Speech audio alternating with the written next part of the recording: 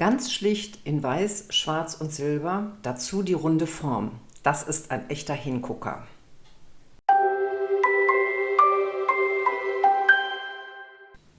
Ich habe hier eine kreisförmige Leinwand von 60 cm Durchmesser und starte jetzt mit dem ersten Farbauftrag. Es ist ganz viel Weiß, ein ganz kleines bisschen Schwarz. Das wird in das Weiß hinein gemischt und der Farbauftrag erfolgt dann auch nicht mit dem Pinsel, sondern mit der Rolle. Denn das Entscheidende bei diesem ersten Farbauftrag ist, jetzt einen schönen Farbverlauf hinzubekommen. Bevor ich aber mit diesem Grauton starte, rolle ich die Leinwand jetzt erstmal komplett weiß, sodass die spätere Farbe nicht sofort direkt auf die Leinwand kommt, sondern mit diesem Weiß sich vermischt. Dadurch wird es leichter, diesen Verlauf herzustellen. Und direkt in diese weiße Schicht hinein kommt jetzt der graue Auftrag. Und bei diesem Rollen ist es sehr wichtig, dass du möglichst die Rolle immer in der gleichen Richtung bewegst. Ich versuche das hier auch gerade, die Rolle rollt nicht, jetzt helfe ich mit der Hand nach. Also nicht die Rolle wiegen, also vor, zurück, sondern immer in eine Richtung abrollen, sodass du diese Muster verhinderst, die durch das Abrollen der Rolle sonst entstehen. Und dann fängst du an dem dunkelsten Punkt an und arbeitest dich ganz langsam rollend sozusagen in den helleren Bereich. Und dadurch entsteht von ganz alleine dieser Verlauf der Farbe bis in diesen hellen, weißen Bereich.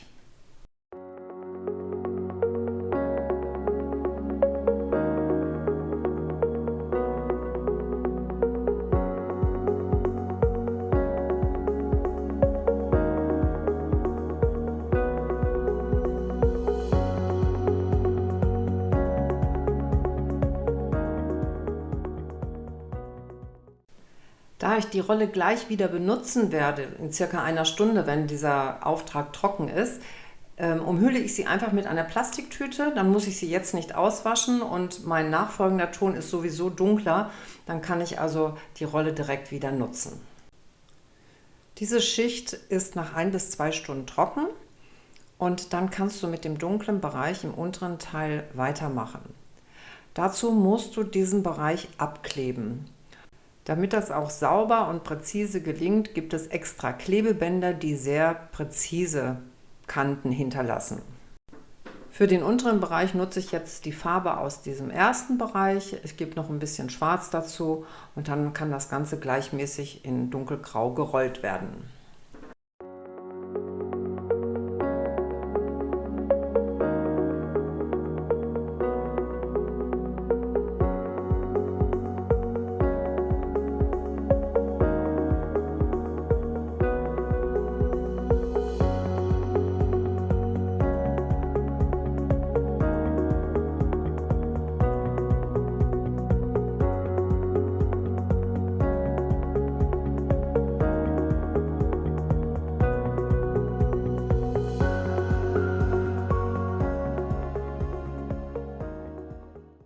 Dann wird es ein bisschen tricky. Es müssen jetzt 2 Bereiche abgeklebt werden, die jeweils 5 cm breit sind. Das sind diese Balken, die nach oben gehen. Und natürlich dürfen diese Balken nicht schräg laufen. Das sehe nicht gut aus. Und deshalb lege ich diesen Winkel an, damit ich auch wirklich einen senkrechten Bereich nach oben abtrennen kann. Das ist jetzt wieder dieses sehr präzise Klebeband, damit nichts unter dieses Klebeband läuft. Und die beiden Bereiche werden so sein, dass sie oben auf gleicher Höhe abschließen, aber nach unten offen sind.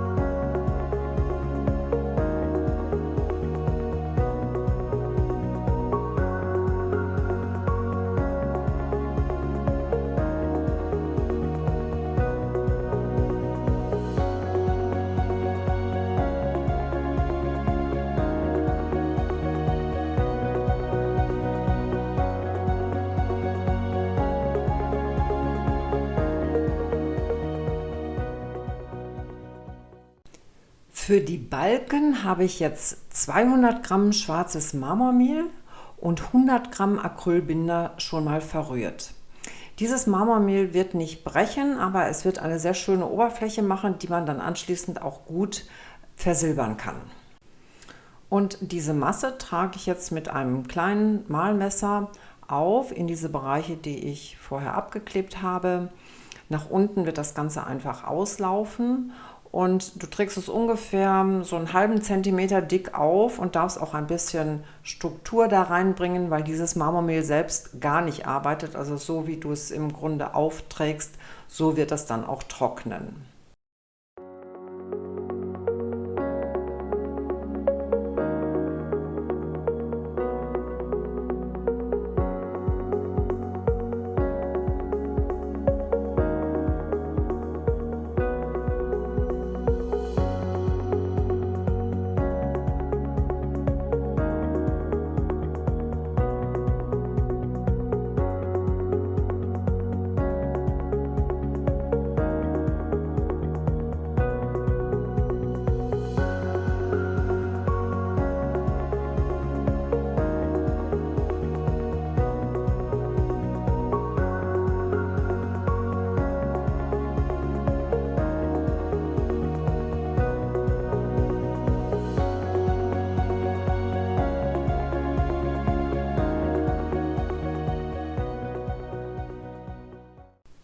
Und so sieht dann die Struktur aus, die ich mit Hilfe des Löffels und des Mahlmessers hergestellt habe. Und wenn euch ein Malheur passiert, dass also etwas Spachtelmasse daneben gefallen ist, womöglich dann auch noch auf die helle Fläche, so wie bei mir das hier oben an einer kleinen Stelle passiert ist, dann nehmt ihr Wasser, sprüht es drauf, noch ist alles frisch und ihr könnt es mit einem Baumwolllappen abwischen, sodass es also nicht auf der Fläche zu sehen ist. Ich habe jetzt die Marmormehlmasse 2 Stunden trocknen lassen. Die zieht ein bisschen an, die ist aber längst noch nicht durchgetrocknet und jetzt wäre der richtige Zeitpunkt, die Klebestreifen zu entfernen. Wenn du die Marmormehlmasse komplett durchtrocknen lässt, kann es sein, dass du die Klebestreifen nicht mehr abbekommst. Wenn du sie abziehst, musst du sehr vorsichtig ziehen, weil es hat sich eine Haut gebildet. Es könnte also sein, dass du etwas zu viel wegreißt, wenn du zu schnell arbeitest. Es kann aber auch passieren, dass dir ein bisschen was von der Masse quasi daneben fällt. Das kann man aber ganz gut mit dem Spachtel beheben und wieder auf die Balkenseite legen.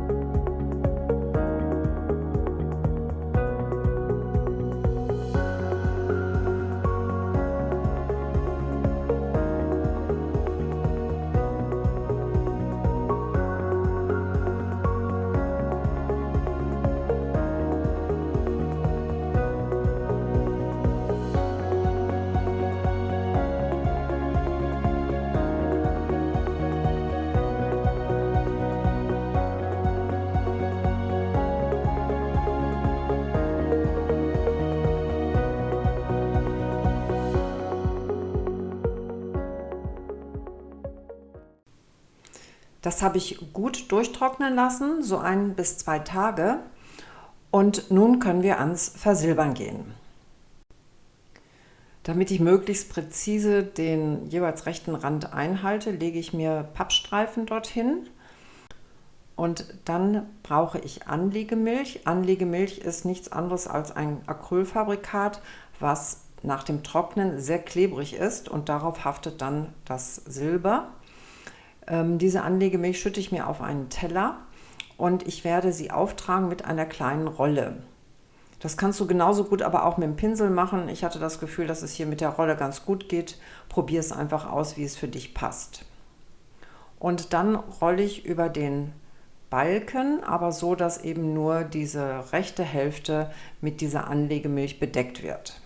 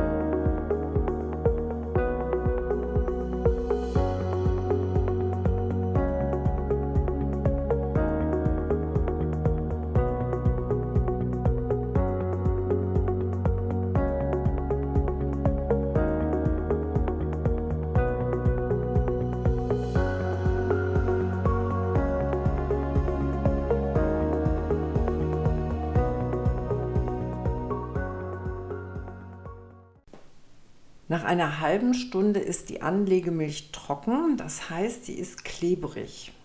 Und nun kannst du das Blattsilber auftragen. Ich nutze dazu immer Handschuhe, das sind Baumwollhandschuhe, damit ich also gar nicht erst mit den Fingern auf dieses Blattsilber komme und das vielleicht Flecken hinterlässt. Und Blattsilber sind ganz dünne Blättchen aus Silber. Und das ist teilweise das Problem, dass sie so dünn sind, dass man also gar nicht hinkommt. Und dann nehme ich ganz gerne so einen Spachtel, damit kann man etwas Luft da rein wedeln und diese dünnen Blättchen aus diesem Heftchen nehmen. Und dann wird das Ganze einfach auf die Acrylfläche gebracht und angedrückt und damit ist auch schon das Versilbern erledigt.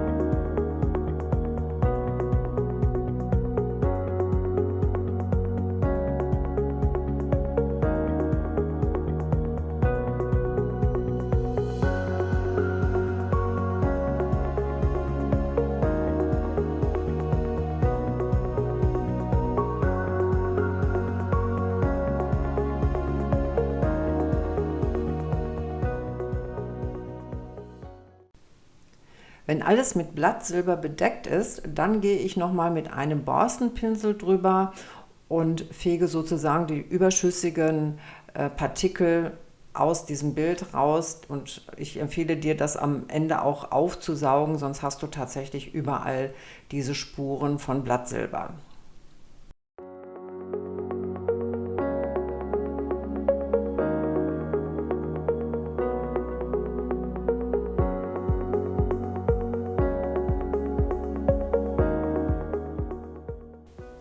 Und wenn dir das Video gefallen hat, freue ich mich über ein Like, abonniere meinen Kanal und klicke auf die Glocke.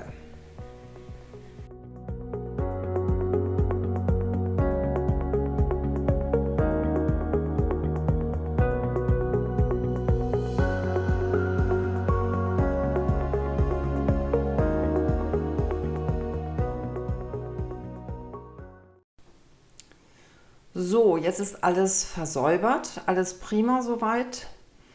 Aber ich habe dann festgestellt, dass die Kante, die unten da ist, das sieht sogar ganz nett aus, ist gut geworden, aber da fehlt mir noch etwas. Und deshalb habe ich mich entschlossen, Schlacke, das ist ganz fein geriebene Schlackesteinchen, schwarz, die glänzen ein bisschen. dass ich dort unten eine Spur von Schlacke aufstreuen werde. Toll ist dabei, dass du das jetzt einfach aufstreuen kannst und so lange zurechtschieben kannst, bis du eine Form gefunden hast, die dir gefällt. Das Ganze muss dann nur irgendwann fixiert werden.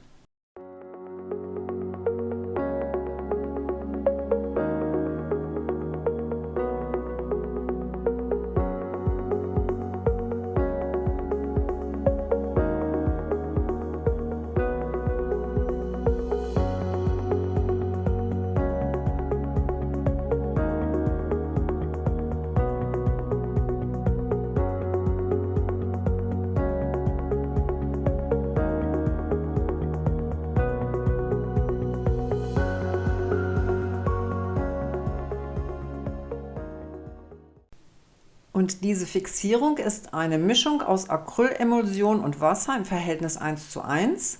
Und weil das furchtbar klebt, habe ich rundherum schon einmal eine Folie gelegt, damit ich mir also nicht den ganzen Tisch noch einsprühe, wenn ich jetzt gleich diese Fläche fixiere.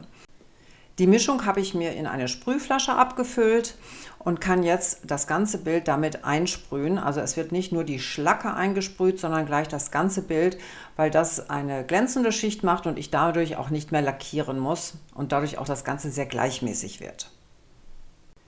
Das wirkt jetzt noch ein bisschen milchig, das ist die Acrylkomponente in dieser Mischung.